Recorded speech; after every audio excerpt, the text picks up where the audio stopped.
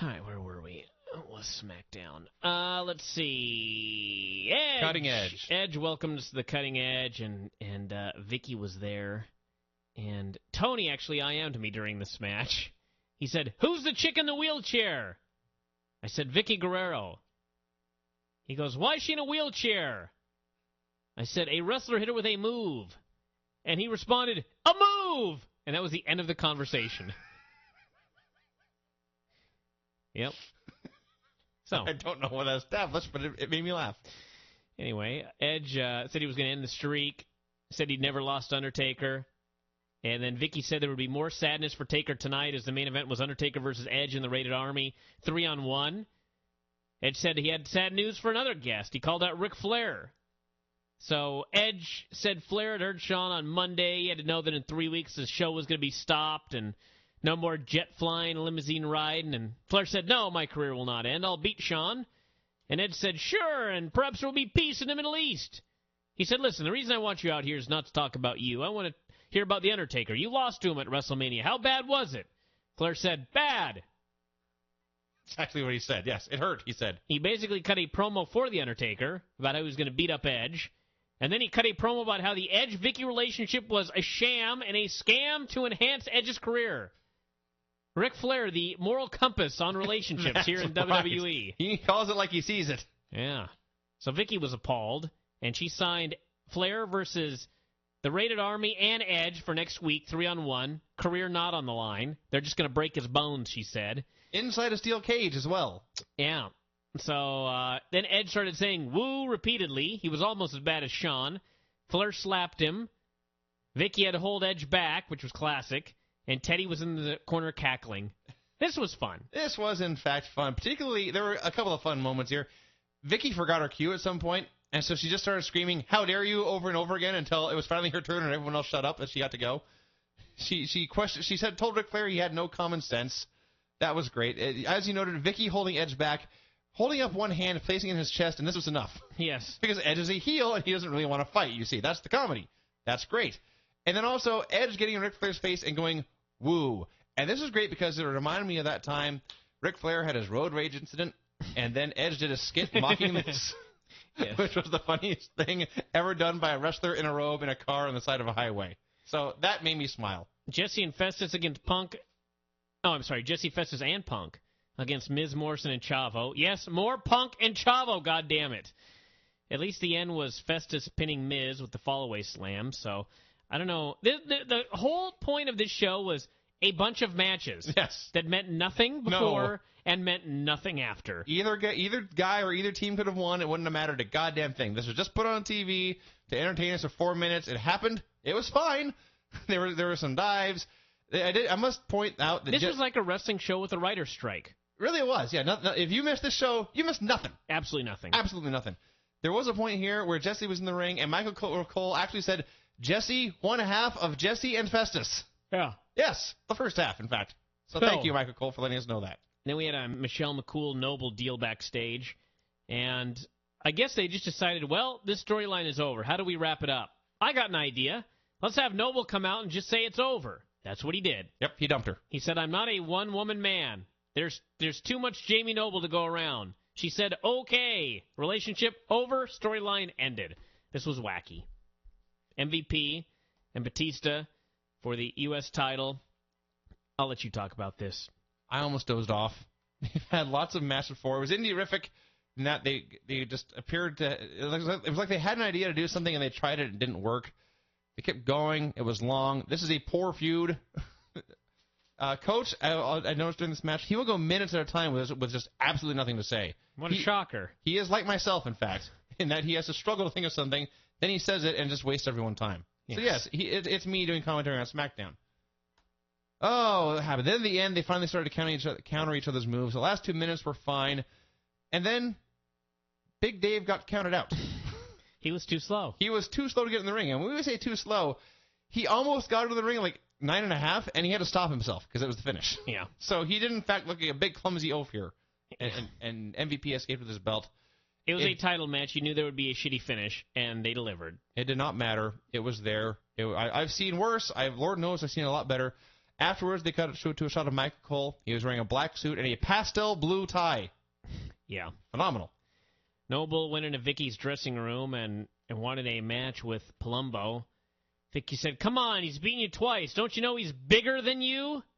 Jamie said he wasn't afraid of a bigger man, even the champ. And Vicky said, "Listen, well, the champ and Chuck both have a match tonight, so you'll be facing the Big Show."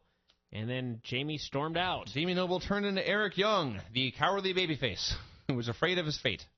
We had no buys. Women's bikini contest. The winner gets a motorcycle. Hopefully Michelle wins so the feud with Chuck can continue in some way.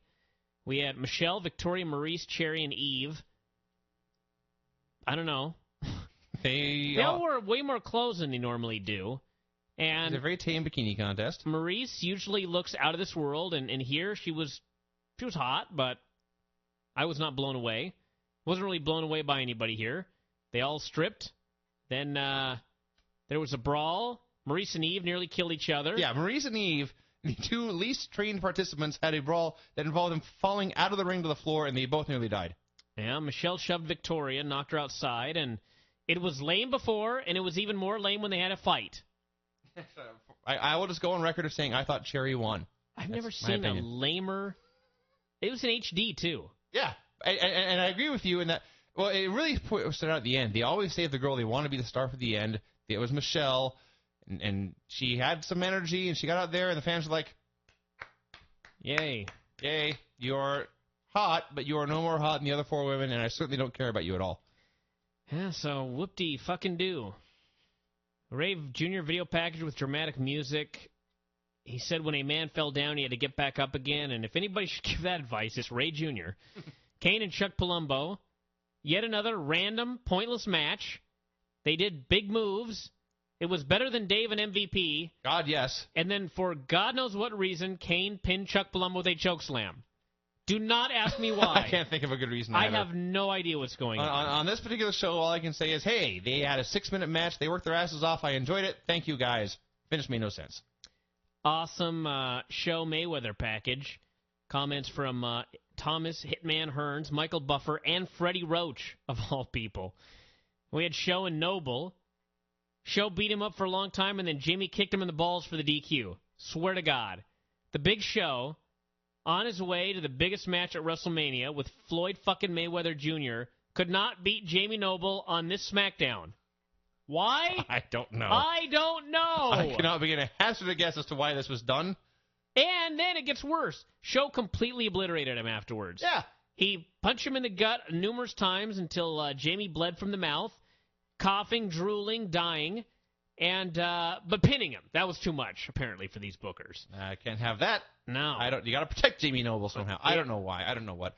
Seriously, give me a reason. One, make something up. Okay. Big Show got kicked in the balls and still came back and killed him. Ah. So the message was to show that you can kick Big Show in the balls and he'll still kill you. I see. Wow. All right. This was retarded. Yeah.